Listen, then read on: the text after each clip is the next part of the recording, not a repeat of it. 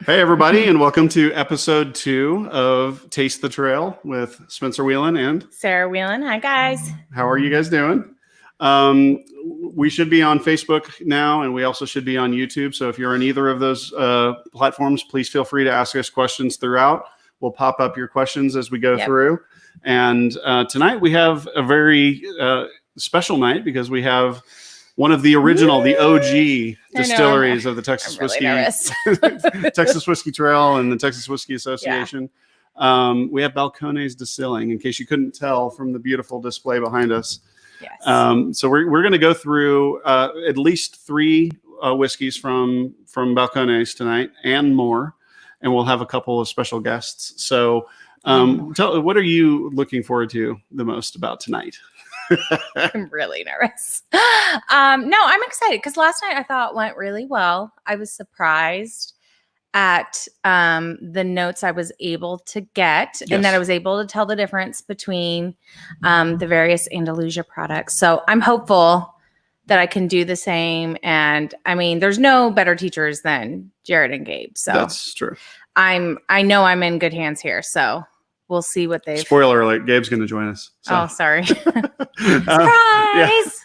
So just real quick, if this is your first time joining us, what we are doing is we're taking 19 nights to go through the Texas Whiskey Trail. We're going alphabetically. So last night we did Andalusia Whiskey Company with Ty Phelps, and tonight we're doing Balcones Distilling with Jared Himstedt and Gabe Richard. Yeah. And if you want to hear a little bit more about why we're doing this, go to the first episode from last night, and because I'm not going to go through all of that again. But the big note is I'm trying to learn how to nose and taste and be able to say things other than I like this or I don't like this. That's right. So that is the goal of this, and we're going to see how well we can do. So I'm not allowed to say. The rule is I'm not allowed to say qualitative things. Right. Like, I like it. I don't like it. This is great. That is bad. Right. You can't say those things. Yeah. You have to try to pick out flavor and tasting notes. And that's kind of our goal, to taste through the trail. And I think I mostly made it through last night. I think you did. You did really well. Okay, so here we go. So one last thing. The other reason we're doing this is because hopefully most of you, like us, are sheltered in place. We are home. And this is a weird time, but we're going to try to distract ourselves from the reality of the world by doing this taste through the Texas Whiskey Trail. Yeah. If you want to support the efforts of all the distilleries that are producing hand sanitizer for the first responders and healthcare officials around the state, please visit TexasWhiskeyTrailStore.com and go ahead and buy one of those Still Strong TX t-shirts. That'll help us. But also go if a distillery around you is offering hand sanitizer. Go and visit it under the rules of the shelter-in-place order in your particular area.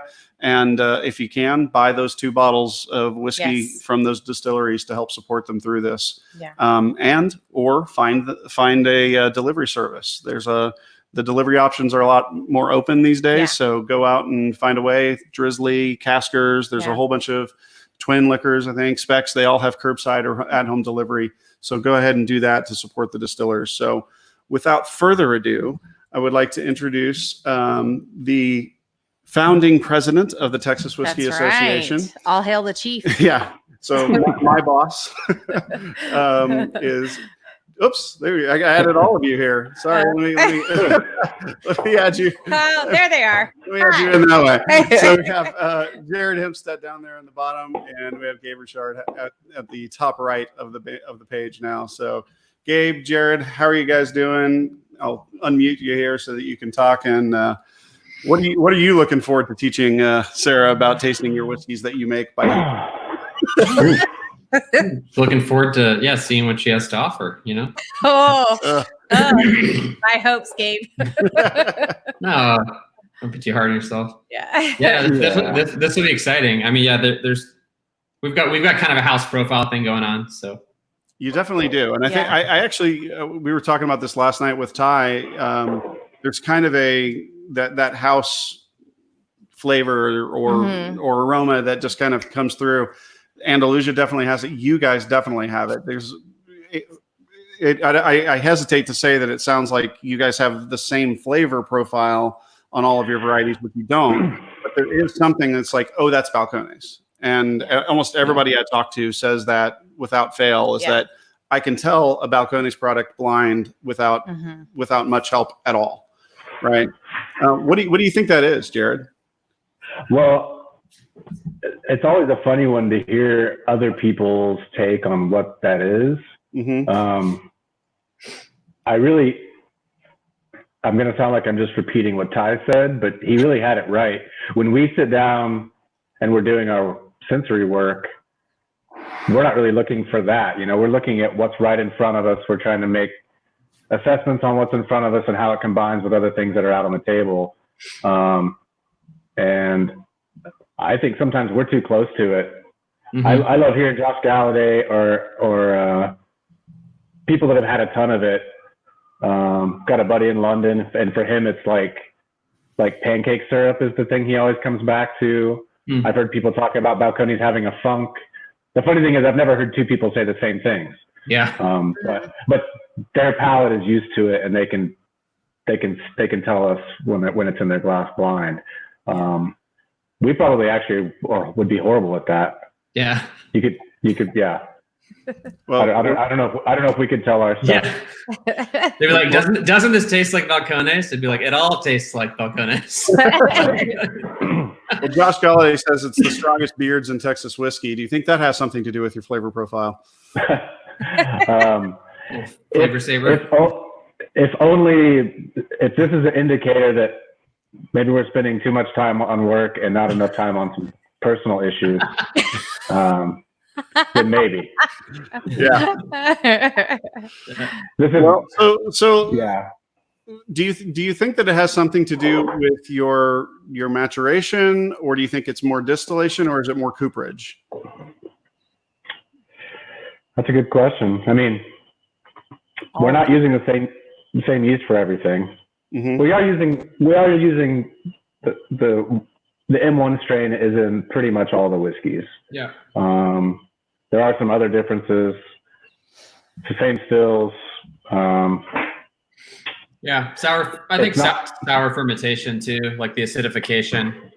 Yeah, helps. Yeah, because our cooperage, it's all from the same cooper, but we've got like not all products are going into the same toast and char profiles or even oak species. So yeah, it's not that. Gotcha. Well, let's start with the whiskey that made you guys famous in the first place, and that's the Rumble one. Rumble. Yeah, Rumble. Yeah, the one non-whiskey on your lineup. We do have some. We do have some Rumble if we want to get into that tonight. Yeah, I can't tell you how many times when we're going to these events where people are like, Rumble Cask Reserve is the best thing that's come out of this state, and it's not a whiskey, but it comes from the best whiskey distillery that they know. Yeah, so, it's everyone's favorite bourbon. Yeah, that's right. But Jared, why don't you talk a little bit about the one single malt and what the process was for you guys entering that into the competition? What was it, 2010? Was that 2012? 2012, right? Are you talking about the best in glass competition? Yeah. That was invitational, so there wasn't any process for submitting it. They picked things they had that year. So yeah, and how did your life change after that ruling? The funny thing is that nothing really happened after the competition.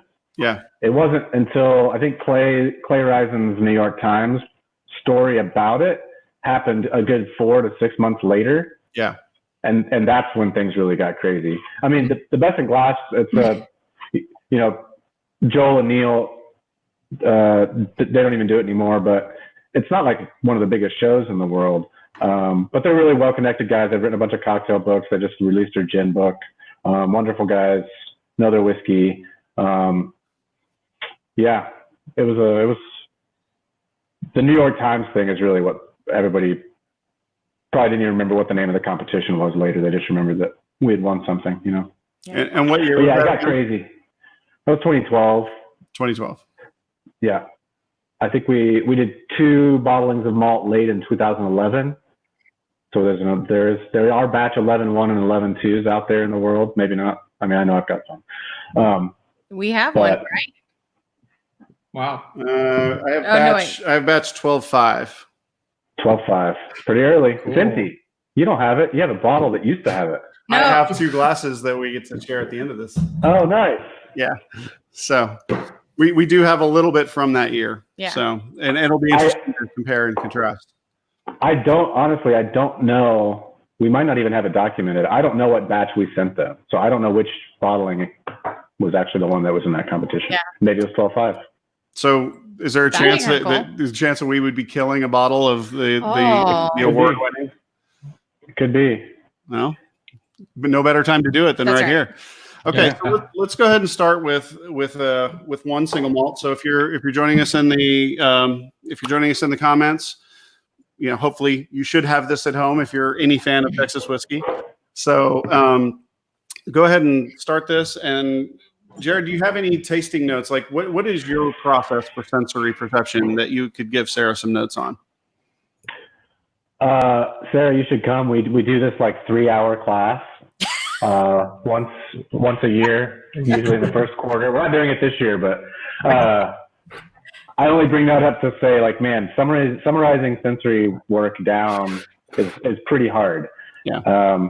Gabe might disagree with me, but I think one of the biggest problems, I think you guys came close to addressing this last night. Most people that are this deep into whiskey, usually at some point they figure out how much of it is olfactory, right? You're actually not tasting that much. Right. You really do taste those 5 things. So if you can taste sourness, your nose fills in everything else. So if you're tasting sourness, but you've got this, it's piss or it's zest, or it's not just regular orange, it's blood orange, or it's not just grapefruit, it's ruby red. All of that extra surrounding the sour idea is happening in your nose. Yeah. So nosing is huge. Anyone who likes Scotch, anyone who's most primarily a single malt drinker, that's not a surprise. Sometimes bourbon drinkers don't nose. That's just the kind of the ritual of drinking bourbon historically hasn't included as much nosing as Scotch has. But outside of that, one of the biggest problems is so much of the information is coming in olfactory, and that information is the least processed in your brain of all of your senses. Okay. So vision, on the other hand, is the opposite end of the spectrum. Vision is processed like 5 or 6 times before your brain tells you what your organ in the front of your face saw. But it does not process smell at all. It goes straight to the brainstem. This is animal, it's instinctual. So of course it's hard to talk about because it bypasses all of the language center, all of the stuff all the things you do to interpret things you're taking in the world. Yeah. Your nose bypasses all that. Yeah. Which is part of the reason it's so emotional. It's part of the reason it relates so hard to memories for people and connects to places. Mm-hmm. Because it's just raw experience. So talking about it is actually a pretty unnatural. We're trying to get our brain to do a pretty unnatural thing by describing smell, which is the overwhelming majority of even what we think we're tasting. So yeah, I feel like that's always been my struggle. Is like I'll smell it and I'm just like, I don't know. It smells good, but I can't pinpoint anything. I remember last summer, I guess it was, I was reading Heather Green's book, Whiskey Distilled, and that was super helpful because she talked a lot about this kind of stuff, but she talked a lot about like just find a memory first, like figure out a memory. And we were selling something the other night and I was like, I get a field. And Spencer's like, great, what kind of field? And I'm like, I don't know, a field's a field. Right. It's like, no, it's not. But it was really, I eventually pinpointed it down to like, okay, it smells like Nanny's farm in Kentucky. He's like, okay, well, what's it smell like? Okay, it smells like hay. Well, what kind of hay are they growing? I'm like, I don't know. I was never helping in the field. But so it's. But was it Kentucky bluegrass? Was it alfalfa? Like, those kind of things. But sorry, guys, I don't know. But that's the point is you didn't have a contextual reference for those specific things. Right. You just knew that there was something that brought a memory. Yeah. And I think that's important. Yeah. So let's try that with this. Okay. This is from last year, 2019 version of the single malt. I think I can't remember the exact batch. It's 19.2. Yeah, it's 19.2. Okay, so the first thing that I notice is I feel like I smell maple. Interesting. I don't know if that's well. That kind of goes with that pancake syrup thing that you got, that I think some people were talking about. Yep. But it's not like overly sweet. It just kind of has that. So I'm like interested. That wood, like sappy kind of wood, fresh wood. Yeah, that's a good way to describe it. I'm interested. I think it's interesting that you went for a note, like an immediate note first, rather than like. I don't usually get that. Right. Honestly, like I can't usually pinpoint. I try not to overthink about stuff like this. Yeah, we whiskey nerds in us kind of tend to overthink things sometimes. Yeah. So what do you guys, when you guys think of, you guys deal with this all the time, literally all the time. What do you notice as a hallmark characteristic of one single malt that you use to say, okay, we're on the right track for this particular batch? That's a good question. Yeah, I mean, there's stuff that we look for when we're blending and when we're grading. There's stuff that we're looking for, but also we're always setting ourselves to a reference. So, like, if the next time we blend this product, for example, we'll have 19.2, the one that we have out, and we'll also have 19.3, 19.4, 19.5, and 20-1. And we'll go through all of them, and we kind of like pick our favorite, and we're like, oh, like 19.5 was really jiving. I don't know what happened with 20-1. We lost the X, Y, Z. And it's not egregious, but I think when we do talk about it, we're definitely talking about stone fruit. We're definitely talking about kind of like higher end wood notes, like instead of like fresh wood, like varnish. To me, I'm getting a lot of like furniture polish notes on it because I think it's in the evening and my sweetness and like ester detection is kind of down. So I'm getting a lot more wood than like fermentation character. But yeah, no, we're definitely. Huh? Sorry to interrupt. I feel like it's kind of like being in a cabin. Yeah, and even now that I've said stone fruit, I'm getting like grilled peaches all of a sudden, you know, because I'm like incepting the idea. But that's what I get. I think that's what we end up looking for. You're getting like dark jams, stone fruit, for high-end wood notes, more like polish, less like sawn plank. Yeah. And then also marmalade, definitely some like darker citrus zest. But yeah, it just depends. It depends on the blend. Lately we've been getting more spice. Lately, we've been getting a little bit more wood and spice. Nathan Clark has a good point. He just kind of put me in my place here. He says, I feel like getting too specific, even trying hard to get others to get too specific, is sometimes unnecessarily pretentious. If the smell is hay, who cares what kind of hay it is? Thank you, Nathan. There you go. Agree. See? Yeah. But that is true, that anytime people start talking about tasting notes, there is the fear of being pretentious. Yes. Right. Which is why I have not really tried. Not all that hard. Yeah. I mean, it's not like a huge passion for me anyway. Like I'm not, scientific. You're not like taking your notes, like literally taking notes. Yeah. I'm probably more creative, musical, kind of that more feeling, emotional. Yeah. Right. Yeah. So I tend to kind of just like, okay, yeah. So now makes me think of that. I'm good now. For you guys, it's your job. Yeah. Like, so there's no pretension there because you're not being pretentious. You're doing your job. But when people come to you and say, hey, whiskey tasting is pretentious, like, what do you think about that?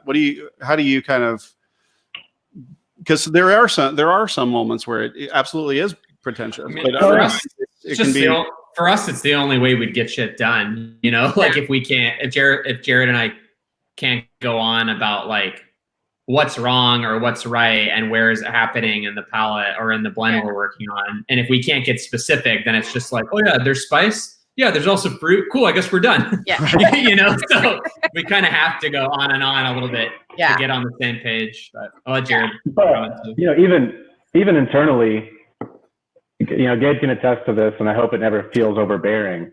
But having blended for less years than I have been doing it, it is easy to get in the weeds. Oh yeah. And there is this desire that comes from somewhere to get really specific and really articulate not even the primary, secondary, or even tertiary components, but to find the most random, hard to perceive thing in there and bring it up, right? And that, as fun as that is amongst friends, I often have to be like, okay, but we're doing this right now for work. This is what we do for work. Right. There's a goal in mind, which is to make a product. Yeah. And it really is mostly going to be about those first tier and second tier notes. Yeah. That they're there in the right proportion, and that they're playing well together. And if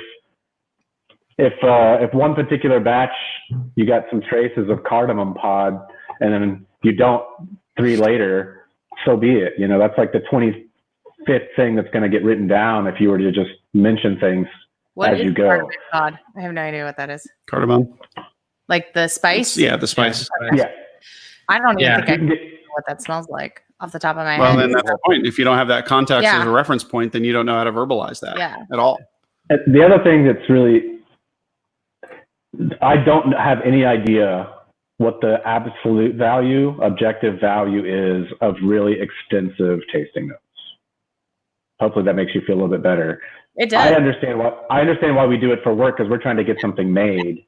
Right. That needs to be paid attention to at a very kind of, microscopic level. Right. But if we do our job right, you shouldn't be thinking about those. If we do our job right, you're going to enjoy yourself, right? Yeah, and I that's so true, because when we were there this past fall, when we had the Trailblazer event where they did a blending class with y'all, I kind of I attended, but I didn't participate in the actual blending. And I think I tried playing with a couple of stuff, and I was like, well, there's a bunch of bottles over there that are already blended, and they're really good. So I'm going to go up there and just enjoy myself. Yeah. But yeah, I mean, it's so complicated. Well, and another thing that I think is like, another thing that a lot of guys are into, kind of like whiskey, is sports, right?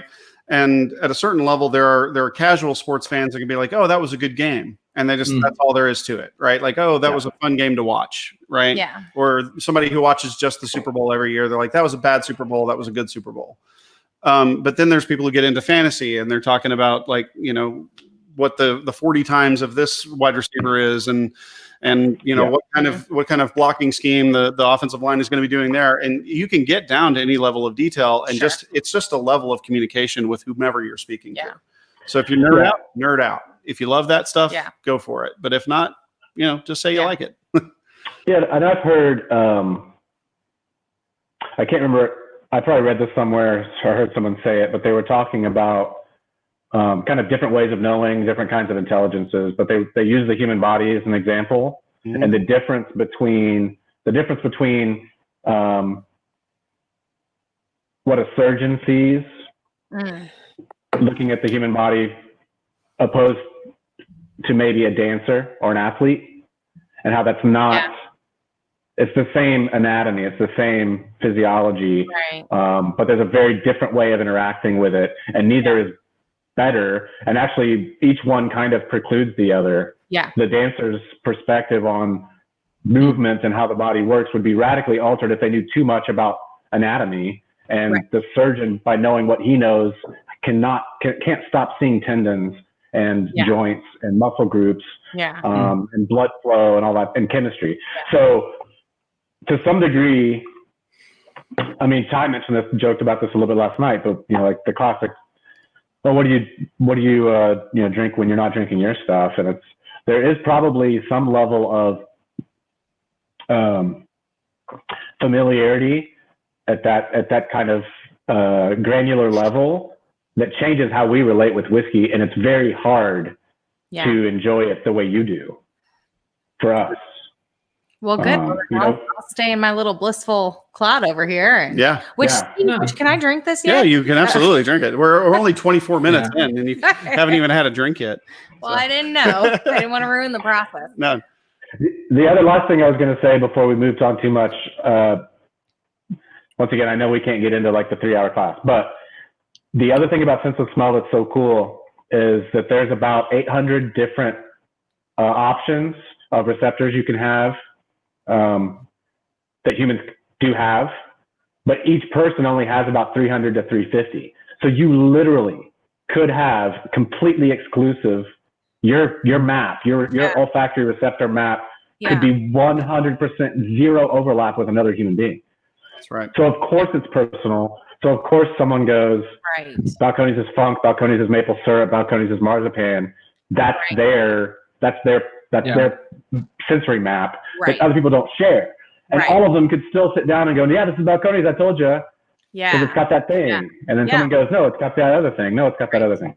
It's kind of like that, how personal that is. No one needs to feel bad about how personal that is, because that's your biology. Yeah. It's kind of like when somebody says, that whole philosophical question that people say, like, how do I know that my color green is the same green that you're seeing? Right. You never do. Everybody's agreeing on that being green, but you never really know. So it is a very intensely personal experience. So what kind of taste notes do you get? Just floral. Floral. Kind of like just a general. Couldn't pinpoint it to anything more specific than that. Well, let's do this now. Let's move to the Trailblazer. Okay. Because I think you can do these side by side. Okay, let me see. Yeah. And we will, in the meantime, show our certified whiskey glasses. Yes, for sale. For sale as a comfort kit. Oh, yeah, we have the working from whiskey home. from home set where you get a pillow and a blanket. Yeah. So if you're working from home, at least work in comfort. And with your stick. Smell a little bit longer. Yeah. She's drinking. Like, here we She's go. Going to town.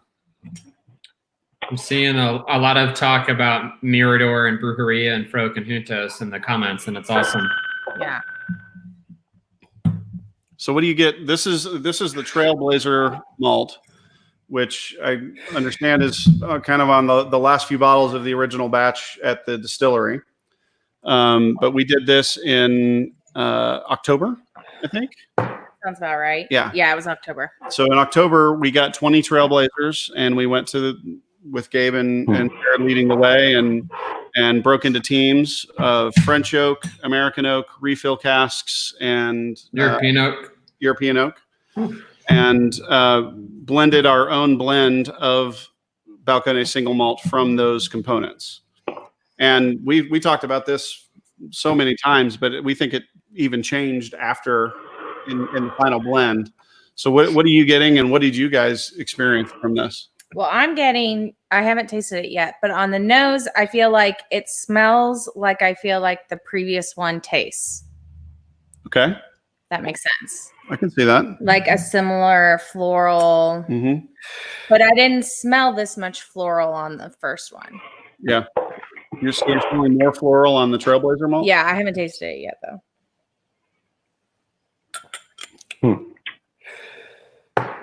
This one's quite a bit higher proof too. Oh, yeah. Yeah, it is. I think 64 something, 64.2. 64.5 or 64.9. It doesn't taste floral to me, though. 64.2. Yep. Dang. So that's a bottle and a half. What a value. It's a steal. I mean, don't steal it, but. Yeah, I mean, this one's fun. I don't know what I'm tasting. You don't know? Yeah, it's like there's a lot more. I feel like, Spencer, you and I talked about this. We talked about how it's a lot grassier, and it's like it's a little bit akin to the kind of grassy waxiness of High Plains on the nose once it kind of clears up. But today I'm getting like mint. I'm like in a good way, like rub mint between there's like a lot of like herb grassy kind of components underneath some of the stuff we find in the other one. We also talked about this. This one has changed almost every time that I've had it, and it's a puzzle box for me because we added some of that crazy water, that high alkaline crazy water to it, and it changed dramatically. Sure. You put a single cube of ice in it, and it changed it dramatically, and it's gone from grassy and spicy, almost like a rye at times, to something sweet and buttery at other times. So what's different in how you made it between this and the first one? It's mostly going to just be, two things: the proportions of the normal components that we use, the components we use for the regular single malt, The proportions were different. And the second thing is that we crowdsourced the blending, and we didn't do it, the two of us. Yeah. So there's a lot more French oak in this one. Normally French oak is more like 5-10% of a blend, whereas in this one it's 25. And then normally refill is the same, 5%, maybe less refill. And this is 25% refill. So gotcha. I mean, a lot of times lately, we're not even using any of the ex-bourbon barrels, really. Yeah. Now that we have some other fun things we can do with them, like Mirador or some of the finishes that we have coming up, we haven't really been using that much. This is so much French. I mean, it's crazy tannic. Yeah. How would you describe tannic tasting? That's a great question. I've heard it a lot, but I frankly have never really understood what it actually means. Okay, so the most common thing, especially anyone who lives in the South or is from the South can correlate to tannin, is going to be if you ever overbrewed tea. Yes. Okay, that's exactly what I'm tasting. I didn't know how to. It's a great way to describe it. Okay. It's considered astringent, not bitter. It kind of dries your tongue out. It's a texture almost just as much as a flavor. But it's in wine. It's in the wood. So a lot of people, I think this one even implies for not having any finished barrels in it, any wine finishing. Tannin kind of makes you, the tannin level in French oak is 3 times as high as American.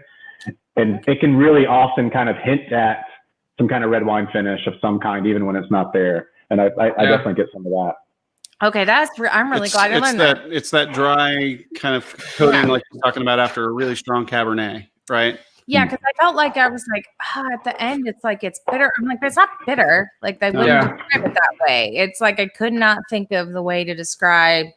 Dry astringent is probably the best way to describe it. Yeah, I don't know. So, interesting. Speaking of that blending class, which was a blending master class in a very short period of time, we said that we would have some special guests, and we would like to introduce one special guest to. I keep forgetting he's I know. coming on. This is like the third time I've surprised her with this. I'm really excited. And I'm really excited to add him to the stream. So let's all welcome Jesse Wilson from New Zealand. Hi. Hey, Jesse, how are you, man? I'm great. Cheers. Oh, can we hear you? You might turn yourself up. Turn yourself up a little bit. Can hear you. It's quiet. We can hear you. It's just a little bit quieter than normal. Oh, let me do this. Oh, that sounds great. Wow, sultry. All right. But you can't hear me now? And, We can hear you. Quiet. yeah, it's just quiet. It's not super loud. Oh, I'm sorry. Can't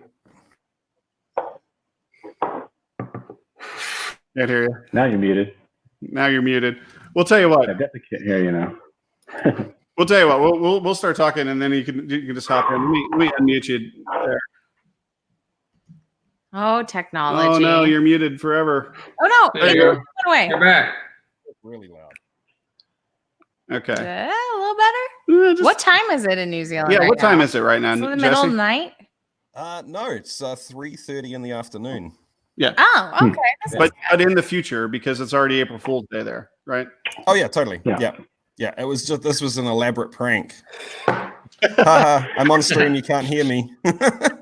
we can hear you perfectly now. So that's good. For joining us.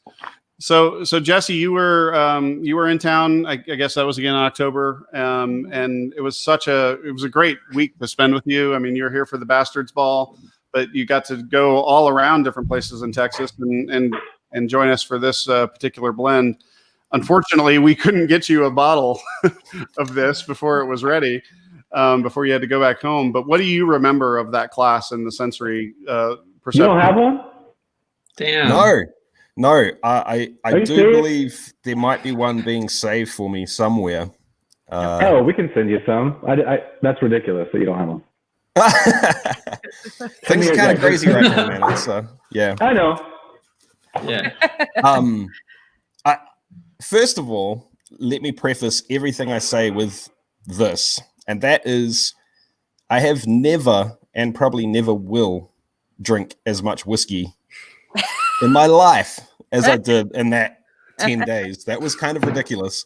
Wow. So I remember that blend being much more like a probably a Highland single malt than what your normal product is, in that it was more, I don't want to say nuanced or balanced, because I think your product is, but it was much, rather than the range being like this. I'm drinking this right now. Nice. Which, it's like this. Everything was brought in a little bit, and it was just a little bit more dainty and pretty and nuanced, I think is the word. I do remember the glazed pastry notes coming through, which, to be honest, I get in this as well. And a really interesting mouthfeel texture that was something between honey and beeswax. It was a pleasure. Yeah. So I forget, because like I said, we're knee deep into this stuff. The honey beeswax thing is a big one for me on house profile. And I would say we probably focus more on texture than any specific tasting notes. If things end up thin and kind of watered down and tight, we keep working. But it doesn't always correlate with sweetness. It often does, but texture is probably, I would say that texture would be what I would put as number one, like priority number one on house profile. So does the texture affect the sweetness of it? A lot of times the texture comes from the sweetness. If the texture is coming from the barrel, then it's going to be coming from wood sugar. Okay. If it's coming from the spirit and the stills, then it's going to be more oils, lipids, fatty acids, stuff like that are not necessarily sweet. Do have flavor and do have aroma, but aren't necessarily sweet. Jesse, it looks like you're being attacked by a massive killer fly or something like that. And those kiwi flies. Yeah, I don't know what's going on, man, but it's kind of crazy right now. Our little house is pretty much surrounded by paddocks, so when they show up, they're bad. I'll do the best to keep them off the camera as I can. No.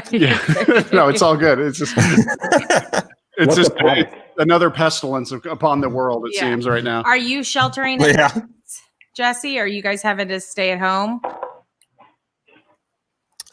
New Zealand is taking this a lot more seriously than most others. We're pretty much the whole country's on lockdown now, unless you're an essential service.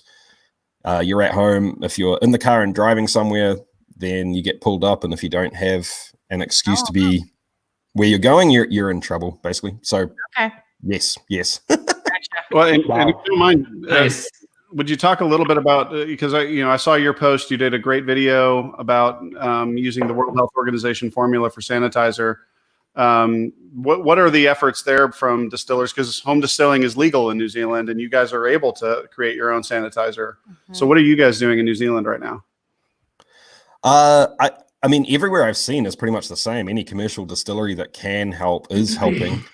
I think, unfortunately, it is still personal use only for creating your own alcohol here in New Zealand.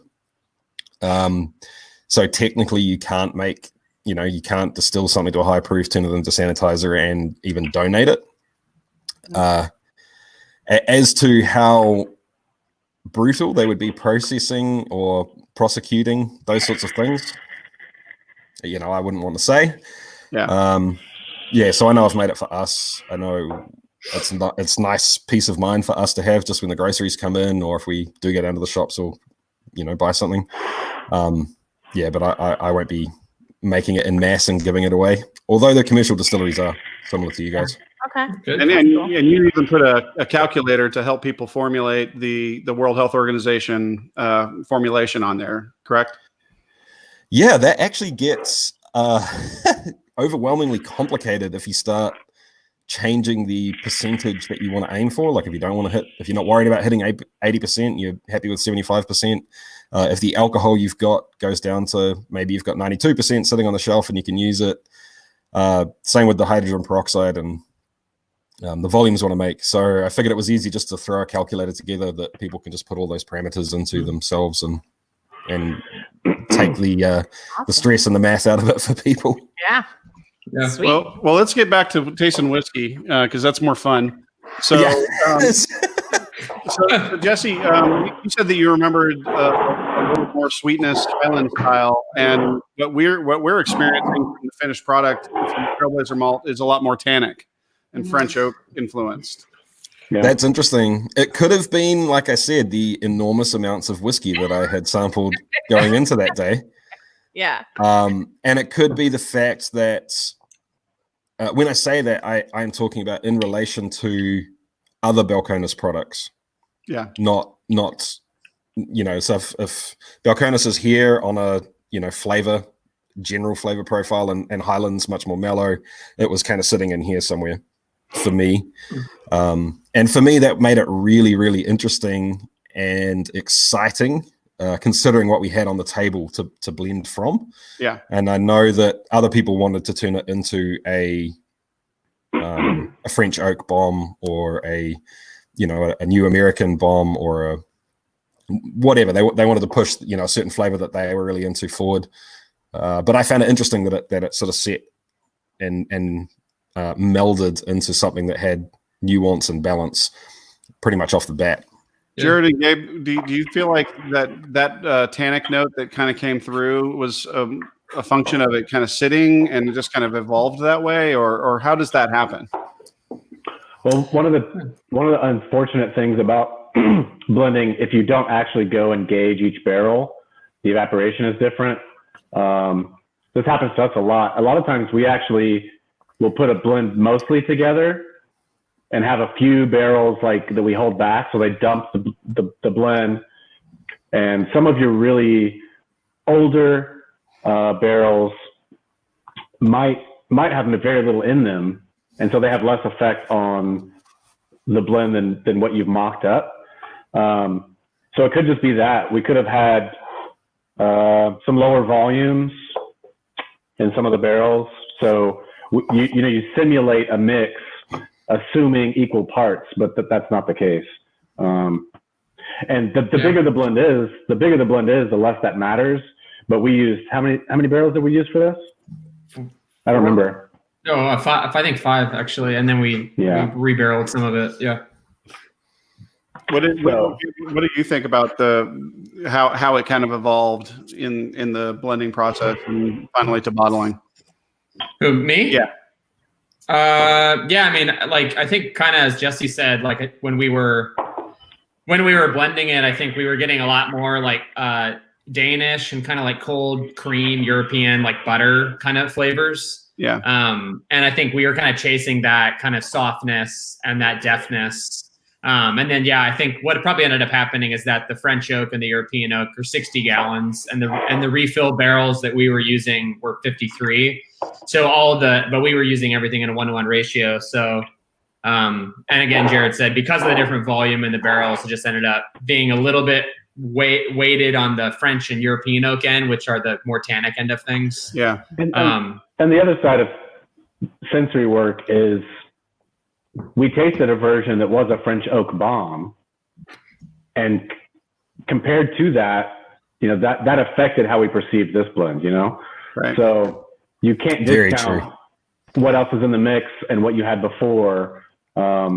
Jesse might have been drunk. That might have been part of the problem. But I was very, very responsible. Yeah, always. Yeah. We encourage that. We encourage people to drink responsibly. I've added a lot of water to mine, and tannin is weird because sometimes when you dilute, the sugar kind of spreads out, and sometimes the tannin can stick out like a sore thumb. But in this case, it's actually softened, and we do that a lot when we're blending special releases that don't have a set ABV. If they are reading a little bit on the tannic side, you got to be careful. But we play with dilution, and there's usually a sweet spot where the balance comes back out. And man, this thing diluted is a completely different animal. Yeah.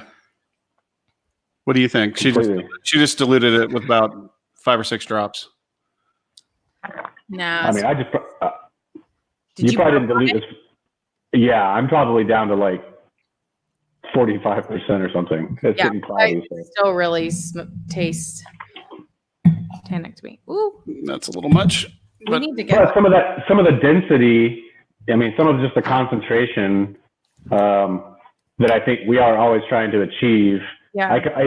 A lot of what we do, I think I usually relate it to kind of doing a reduction. So just try and put more in a smaller space. So dilution affects that. I mean, it's definitely thinned out and stretched out. Yes. But I would agree that after the second round of Yeah. water, for sure. Well, Should we taste something else? Yeah, let's try something else. We're going to take a turn here and go to one of your newer expressions, which is the pot still bourbon. And you guys wanted to do something a little bit different when you decided to make a bourbon that was going to be kind of a mass market bourbon. Talk about what you wanted to achieve with this.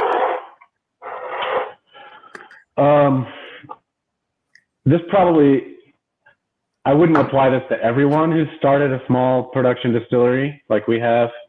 But I know for us, there are brands that set out to be luxury brands. That was never really our goal. It bothers me, and it has bothered me for a long time, that price can kind of affect how accessible what we do is to regular folks. And I used the story when we had the meeting about this product, about developing this product. I've got a friend here in town, in a previous life, long time ago. I was a social worker here in Texas. I got a good friend who currently is, him and his wife, both are social workers. And he volunteers at our release events because all the volunteers take bottles home. And I don't think he's ever bought one of our bottles. They're just outside the budget for, Yeah. And when you do something like what we do and it matters to you at a really, pretty personal, pretty deep level, you care a lot about it, you put a lot into it. The main goal is for it to, be enjoyed by people, enrich people's lives in some way, complement their life in some way. And when you have friends, family, neighbors who don't buy it because, a $78 bottle is just kind of outside their price range for what they're willing to spend on whiskey, that's a problem. So, I mean, it's not about poor us or anything, but we definitely make a lot less margin on the pot still than most of our other stuff, but that was kind of intentional. The other choice to do something in the bourbon category is just the same issue. For over a decade now, people come by your table at a whiskey show and they ask to try your bourbon. And for a long time we said, yeah, we do a bunch of other stuff. We actually don't have a bourbon on the table, and they walk away. And whether that's fair, whether they should expand their horizons, is a whole different conversation, but that's up to them.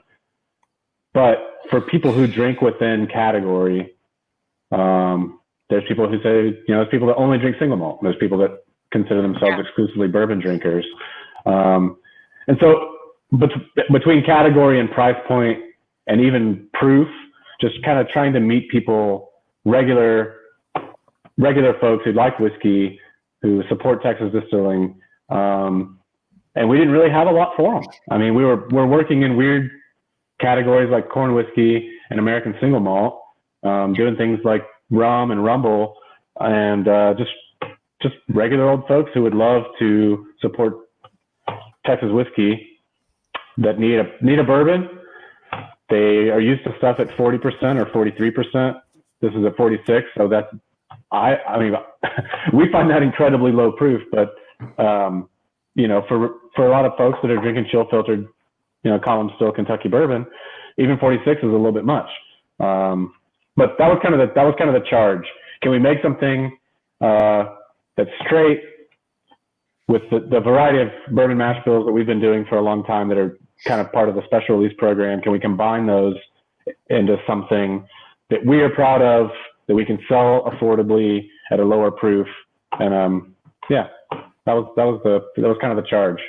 So this is what we're going to be trying next. For those of you that haven't seen it or may have seen it out there, as he was saying, it's 46% ABV, Texas pot still bourbon. So why don't you go ahead and give this a shot? Okay.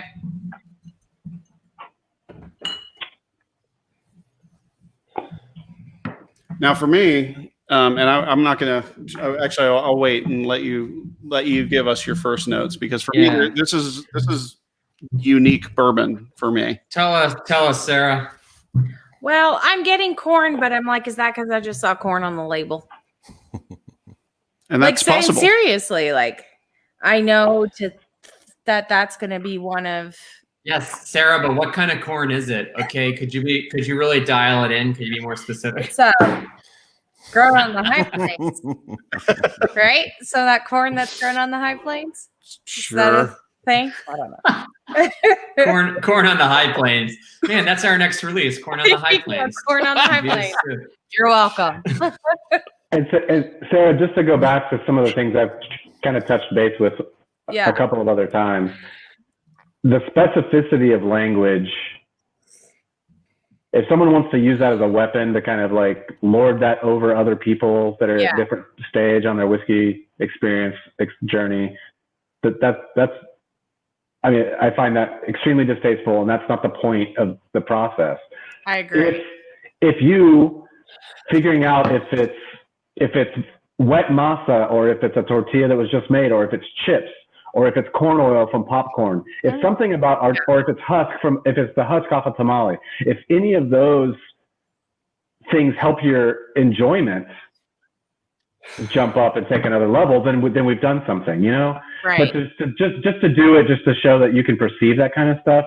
I mean, yeah, there's plenty of that. Yeah. Yeah, I don't know. I know I like Jared. Yeah. Yes. No, I think, and part of the desire to do this is to make it hopefully because we're going to do this experiment and it's fun and I'm glad I'm starting to be able to pick some things up, but I probably am not going to start nosing every night to see how many more things can I get. But that's maybe you will. Maybe you'll geek out on it. Yeah. Doesn't matter. I don't think it's likely. That's my personality, is to just kind of enjoy stuff and enjoy life and take it as it come. And yeah, because if you're really picky about things, this would not be happening. So I'm glad you kind of let it go up past the surface instead of digging into the nitty gritty of the things you do and don't like. Yeah. Yeah. It's good for our marriage. Pat, maybe we can address Patrick. Patrick asked, is it yellow, damp, bloody butcher, or blue corn? Yeah. The corn, and we don't use anything other than roasted blue corn. So the corn in this is roasted blue corn. Okay. The bill for this it changes slightly per blend because we are doing a combination of mash bills, but it has predominantly roasted blue corn and then also Texas wheat and Texas Elbin rye that we get from MBS, our grain broker, and then Golden Promise malted barley is the barley in there. So it's not, even though Jared did talk about affordability, but it wasn't us scheming to say, okay, what corn can we get away with putting in here, and what's the cheapest barley we could find? It was just okay, these are the tools that we have. We got roasted blue corn. Yeah. We've got this Texas wheat that we love, this Texas rye that we love, and Golden Promise malted barley, and that's what's going to make this. Yeah. So in some ways, this is really just a bunch of our other products. For a long time, we were doing single grain stuff. So we had 100% blue corn whiskeys. We had 100% Golden Promise single malts. And then when we did the rye, still 100% rye, even though there's some specialty rye in there. Mm-hmm. And so all of those combined, we have four different bourbon mash bills kind of inspired by each of those. So one of them is 100% blue corn. One has actually not ever been released, which is corn and malt only. So blue corn and Golden Promise at about 55 and 45. And then we have our high rye, which the rye portion of the high rye bourbon is a microcosm of our 100% rye whiskey that we make. And that's at like 39% rye, which is pretty high. And then the wheater, we haven't done a wheat whiskey by itself, but, and the wheated bourbon doesn't have any specialty wheat. It's just the red winter Texas wheat. So yeah, those are all kind of combined at different proportions. Sometimes, going back to the tannin conversation, we have all these components at different ages. So some of the things that this product needs to have can come from different places at different times. So right now, the high malt that we've got, the corn malt 2-grain bourbon is getting pretty old, and it's a small portion, but it's getting pretty old. There's a lot of wood notes, a lot of tannin, a lot of spice. A lot of the Venice, like kind of red wine qualities are coming from there. And the first round, I think the corn was the stuff that was pretty old, and now the corn's younger, and so we're getting more of the wheat, the age from the wheat. I mean, whatever. It kind of changes every time, which is part of what's fun about our job, and also what's kind of a pain in the ass about our job. But, Josh had some notes, and Trey said it tastes so much different than Baby Blue, which is a corn whiskey, right? Which actually was what I was going to ask, because I use Baby Blue a lot when I want like a mixer, and I mix it with Waterloo. Actually, you don't use Baby Blue. You use blue corn bourbon. Oh, that's right. Wow. Yeah. Cool. Yeah, no, it's really good. Like with Waterloo watermelon flavor and the strawberry. It's really good with the strawberry. Do not do it with the cherry. Tastes like Robitussin when you do that. I did that once. Some people might be into that. you don't like Robitussin? Robitussin's delicious. What's wrong with Robitussin? Yeah, not as a summer pleasant, and it's not going to put me to sleep like Robitussin. Yeah. So what's the point? Tussin on. Oh man, this is. How does this compare to the blue corn? Let's try this, because this is a any? surprise. This is a surprise, but I want you to see if you can pick which note of the ones that you've tasted so far this one is closest to. I want to try the surprise. Do you plug my ears so you can tell them? No, it's fine. It's blue corn. It's blue corn bourbon. Nice. Okay. She heard. So. No, I didn't. I plugged them really well. Okay. I feel really bad. I feel really bad for Jesse just with his amazing Rumble bottle. I was going to say, I mean, don't feel sorry for me because this is delicious, but I'm just going to keep pouring a little more of this every now and again. Please first, do. It tasted like a more intense version of the pot still bourbon, but then I got a lot of smoke at the end of it. Got smoke. Okay. Yeah. Well, that is the blue corn bourbon. Oh, At hey. Okay. 60.5%. So it is a more intense version of that roasted blue corn. Yeah. I definitely I felt like when I was tasting the pot still stuff, it was like, yes.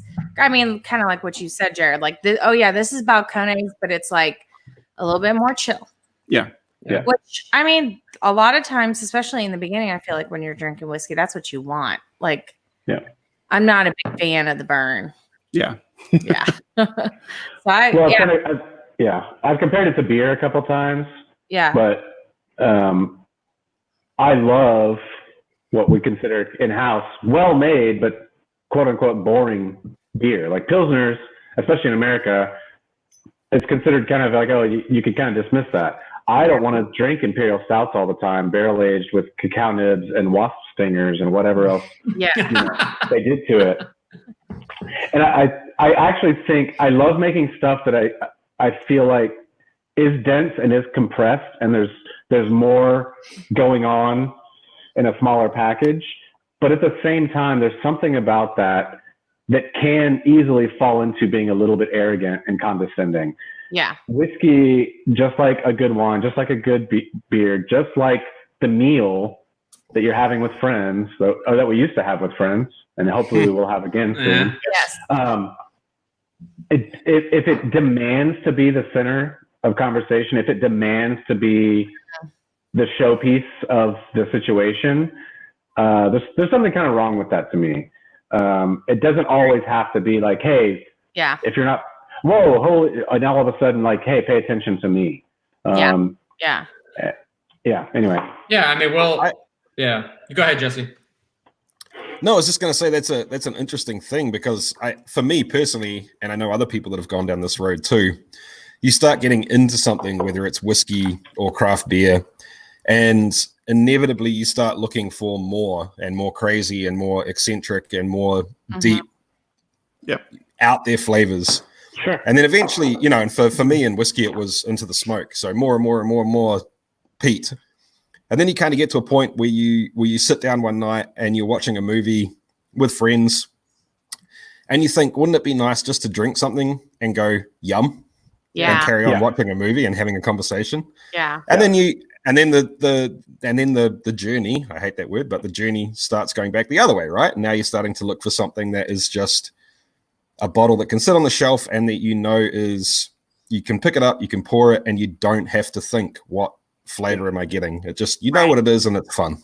Yeah. Full stop. Yeah, absolutely. Absolutely. For sure. Well, Richard says, Sarah, you need to do your cocktail tour of the trail next. Oh. Well, I feel like I can kind of do that already. So last night I talked about at Andalusia. Yep. Like my favorite cocktail, guilty pleasure thing to get at Andalusia is they've got like a Coke Slurpee machine, you know, from like 7-Eleven. Mm-hmm.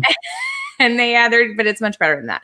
They add I cherry. like where you're going with this. Yeah, and then they add whiskey to it, and it's so good. And it's not, I mean, it's not this, right? That's not the experience, but it's still really enjoyable, and it's fun, and it harkens back to like when you're a kid and all of those good memories. Let's actually go around with this crew, because I mean, everybody in this conversation is really intense about trying things neat and understanding the flavors of neat whiskey, but you guys enjoy cocktails as well. Yeah. What do you guys enjoy? We'll start with you, Jesse. Oh, whiskey specifically? Oh, just anything. Any cocktail that you actually really enjoy. I like my cocktails to be relatively spirits forward, so I don't like. I'm not so much into the ticky drinks or mixing with soda or anything like that. A dirty martini is pretty dope. I will rock a dirty martini for sure. And then all of the whiskey plus something, whiskey. Yeah. Pretty much is like a whiskey sour, Manhattan, anything that is, mostly whiskey with a little bit of sweet, a little bit of sour. Yeah. Anything like that. What about you, Jared? I'm not a big cocktail guy. I feel like I've had 4, but right now I can only think of 3 cocktails that like blew my mind. Okay. I literally remember. I can remember. No, I remember the 4th one. I can remember 4 cocktails that I've had specifically. That's amazing. That's impressive. 2 were in one day at the same place. Yeah. And my bill was probably about like $90, and it was absolutely worth it. But I still, it's rare. I feel like cocktails remind me of a dish. It's more like assessing a meal than a drink. I like whiskey neat. I like beer by itself. I like wine by itself. But that said, I think one of the ones I had, it was actually a Death & Co. in Denver, had sherry. I think there was a PX, peated. I can't remember. There was like sesame seeds. It was nuts. That's cool. But when done well, sometimes it's like, oh man, this is actually better than any of the components by themselves. Yeah. But that's a tall order. That's a tall order for someone who makes and blends whiskey. Yeah. I mean, if you're gonna make a whiskey forward cocktail. Yeah. And I need to be in the mood. That said, I got to go margaritas the other day and went to the park and had dinner with my kids and my wife. Nice. So, in a styrofoam cup, and it was awesome. Hey man, time and a place, man. Yeah. Time and a place. Is a margarita a cocktail? Is that fair? Is that a cocktail? Sure. It's the official cocktail of Texas. Yeah, technically. it's on the list. Which we've got to work on that. See if we can get a. I just didn't know if the mixologist. There's some rule about how many ingredients, and I don't know. I just didn't want to. I didn't know that was a thing. Yeah. Offend anyone. Yeah. We're probably all wrong. Probably technically not. What about you? I mean, I'm like a little bit more in Jared's camp, where it's not like I don't go out of my way to like, oh, I'm gonna get this great cocktail. But we do have a couple of great cocktail spots in Waco, and our own bar as well, the Balcones bar, when we were allowed to be open. I love going to get a cocktail. One that I find myself drinking a lot of because my girlfriend likes making it a lot is The Last Word. What's that?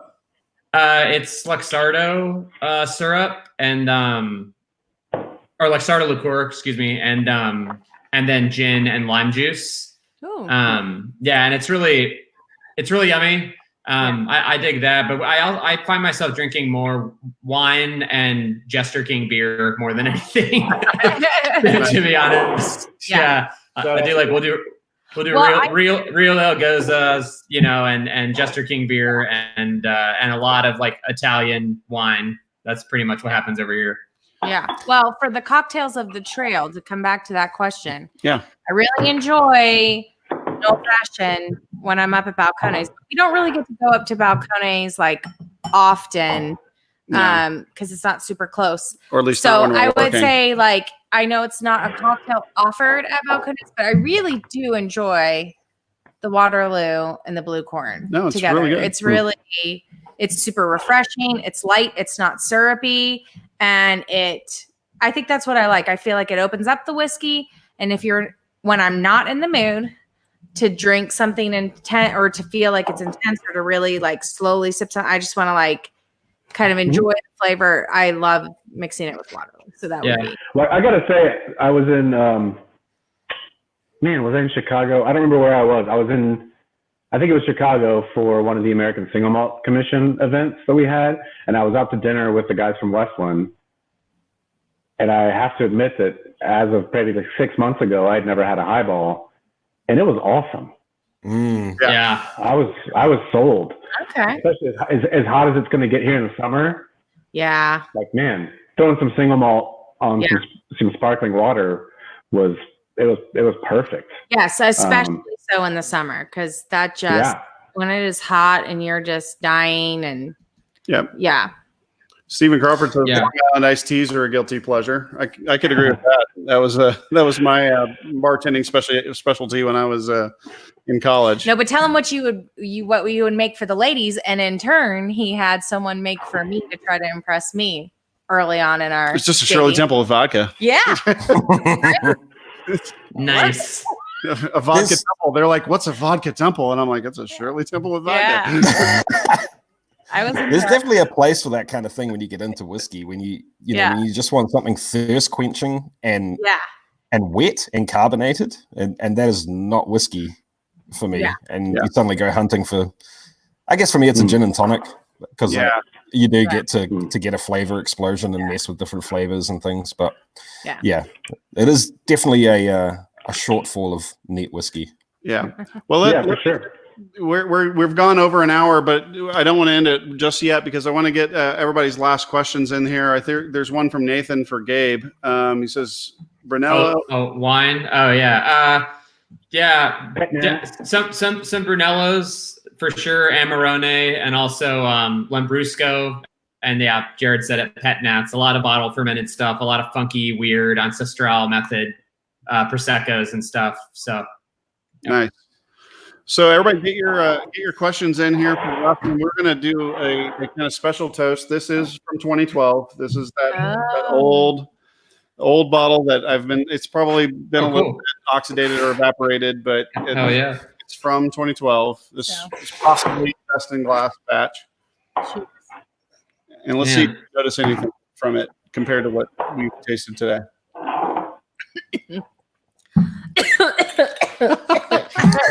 Wrong. She loves it. I'm trying to taste it better. That is so interesting. I'm still getting a lot of floral. Yeah, and it's not the best example because, like I said, it's been in a less than half full bottle for a long time. I mean, I know I'm not supposed to say this, but it's very lovely. I really like it. Yeah. It's part of my role. But we're over an hour, so it doesn't count. Yeah. So let's see. I was watching. Let's see. Gretchen said that there's some good old fashions at Crowded Barrel. Cool.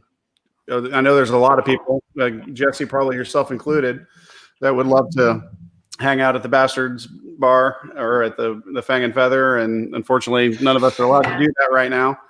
But I know a lot of people in the comments would love to be there.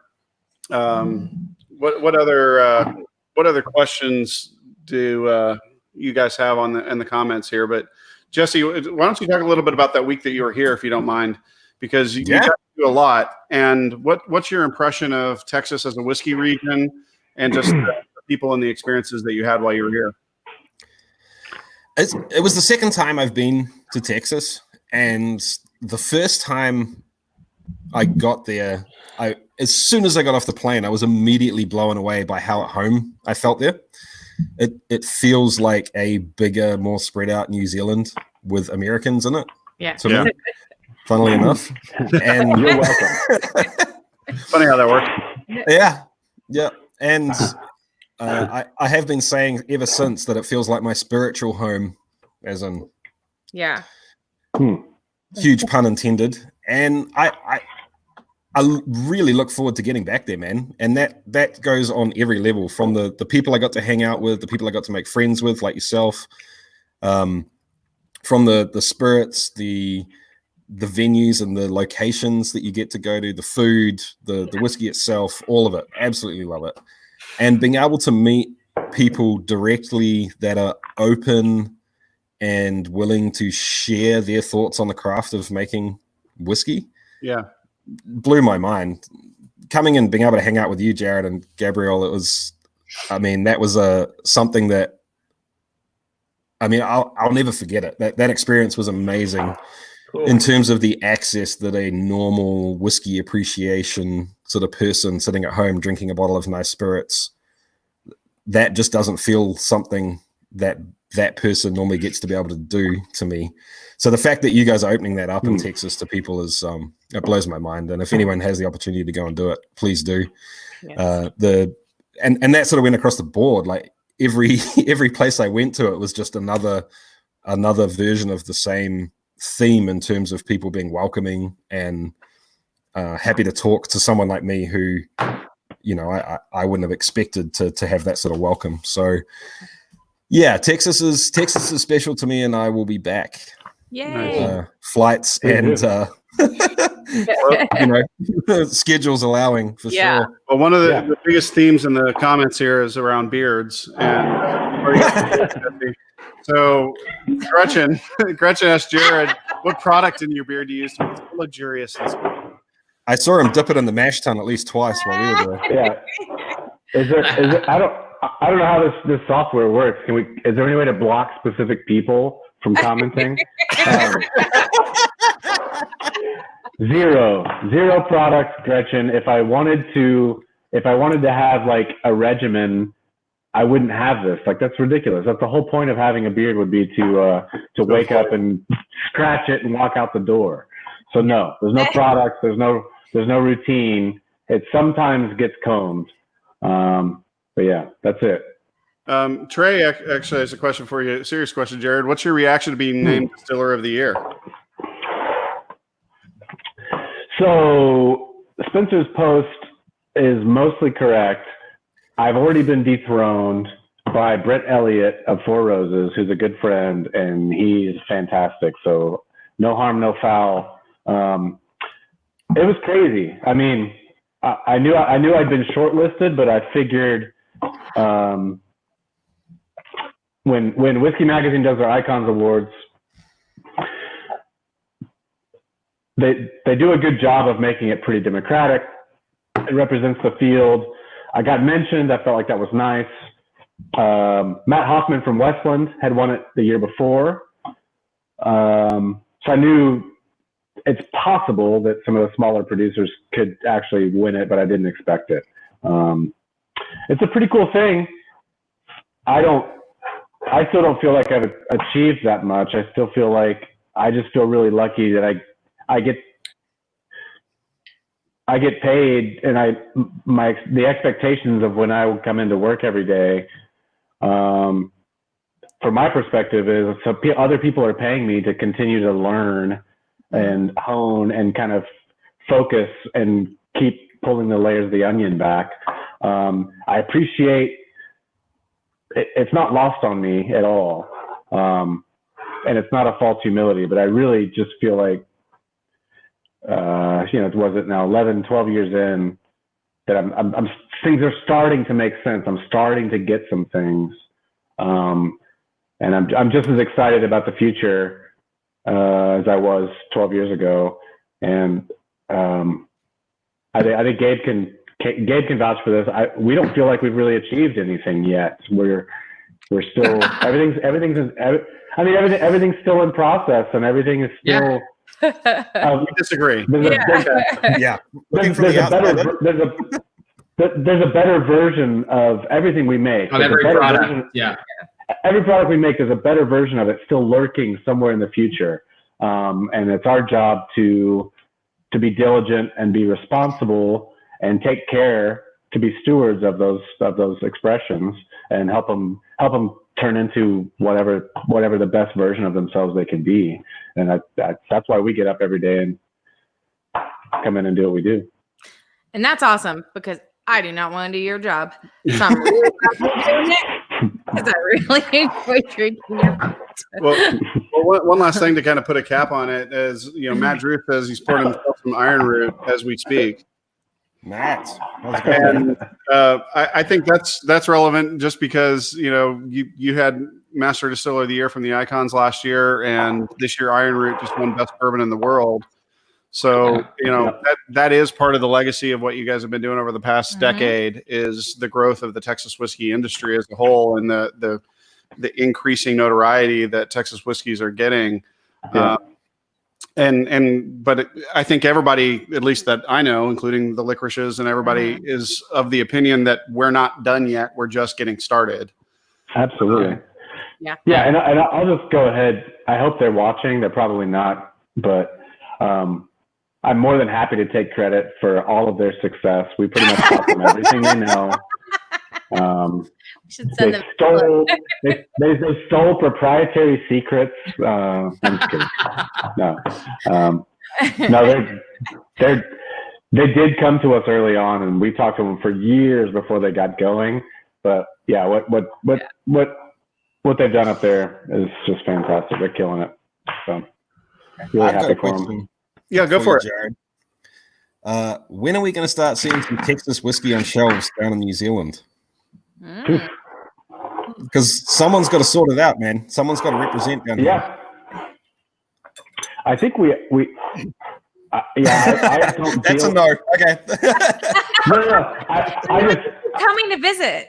So you have. I just don't deal very much with distribution stuff. Yeah, fair enough, man. We're in Australia. We've sent. I know, but we sent some stuff to us. Him off. That's not the same thing. I know. But I'm saying that. Wait for it. I think Australia has been really promising. They just picked up like 3 single barrels. They got some malt and they got brimstone and baby and rye. And the people we were working with to distribute got really hungry and we're like, oh man, like we want some single barrels. This is flying, and we want bigger, higher proof. We want the real Balcones, the big stuff. So we sent them some single barrels, and I think that's going really well. And we'll do more of that. And if that region starts developing, then it makes sense. I think there's also some play in like duty free in East Asia as well. So we're getting back into that part of the world. So yeah, sorry, I didn't mean. I know you're not Australian. That's so clear to me. Okay, I've seen Flight of the Conchords. All right, like I get it. Okay. That's like saying, no, we don't have it in Texas, but we got it in Oklahoma. Yeah, it's the same thing, right? Yeah. Which is it offensive to call you a Kiwi, or is it a term of endearment? Oh, total endearment. Yeah. Okay. And just to put your mind at rest, dude, I actually was born in Australia. Okay. I'm a Kiwi, but vindicated, good, right? Vindicated. There was something about you. You just knew. Okay, well, I think we've seen the comments kind of trailing off. The Gallaudets are reaching out to the licorices. I actually talked to Robert before this, and Robert just was quoted by Senator Cornyn in his latest email for the good work good work that they're doing with the sanitizer production up in Denison. So one last kind of reminder to everybody: if you're wanting to help out with the sanitizer effort, we do have a way for you to participate. That's the Still Strong TX campaign that we're running. We have some T-shirts that you can purchase. Yep. We're going to try to take that and make sure that our members are, whether it's paying dues or anything, that we can help finance the association as we're going through this time. We've been doing a lot of things, and everybody has been doing something. to produce sanitizer for this effort. It's a worldwide thing, obviously, because it's a pandemic. But Jesse, you've been doing the same. Thank you for what you've been doing. It's a pleasure to know you and to know that you're 17 hours into the future and you're still hanging with us. So thank you for all the work you're doing. And Gabe and Jared, thank you for joining us tonight. We really appreciate it. Yeah, for sure. Thanks, y'all. Absolutely. I appreciate it. So do you feel like you learned something, Sarah? I do. I learned several things. What was your favorite thing tonight? Multiple things. The last one, which isn't that the cliche of like, I feel like that's what they say about when they do. I think Heather talks about when they judge that usually people like the fifth or the sixth thing they've tasted the most, which is why you have to do the multiple rounds. And I think I enjoy the last one the most, but I'm like, is that really true? Or is it just or is it like Jesse and you're just drunk? No, I don't think I am. Not yet. Not yet. Not yet. Not yet. Can't trust those Kiwis, man. All right, gentlemen. Thank you so much for your time. Thank you to everybody in the comments. We'll be back tomorrow with Blackland Distilling. I'm super cool. excited about that too. Try to have fun. Yeah. So thank you, everyone. We appreciate the time, and we'll talk to you soon tomorrow. Night. Thanks. Yeah, thanks a bunch. Have a good night. Good to see you, Jesse. See you guys. Cheers. Nice to see you again. Bye. Yeah, man.